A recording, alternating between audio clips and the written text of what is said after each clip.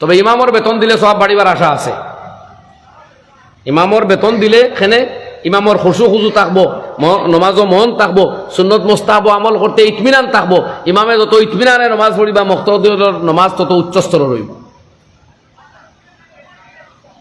এর লাগি তো কিতাবও হইয়া দিছ ইমামর আহককে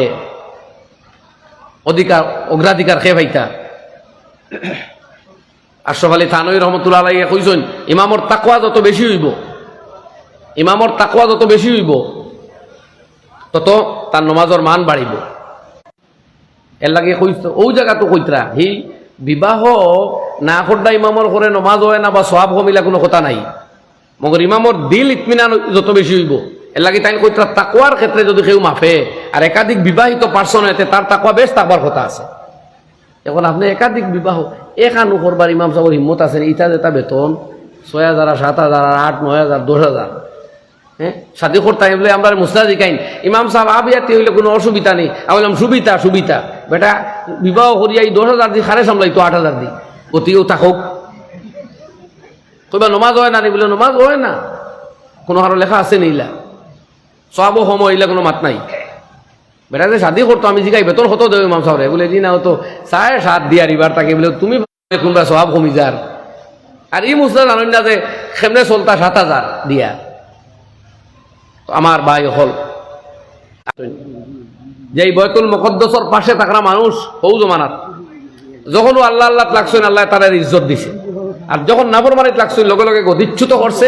আর এক জালিম বাচ্চা একজন ফাটাইছে, বাদে জালুদ ফাটাইছে, বাদে বুখতে নসর ফাটাইয়া বাড়িয়ে বাড়িয়ে গিয়া মা বনিন তোর ইজ্জত লুণ্ঠন করছে। বয়তুল মুকদ্দাস তাকি লক্ষ কোটি টাকার স্বর্ণ খচিত বস্তু হল ছিনাইয়া লইয়া 70,000 কেউ কইরা উটর বা ঘোড়ার উপরে বুঝাই করি তারা লইয়া শত্রু সৈন্য হলে গেছে তার দেশ।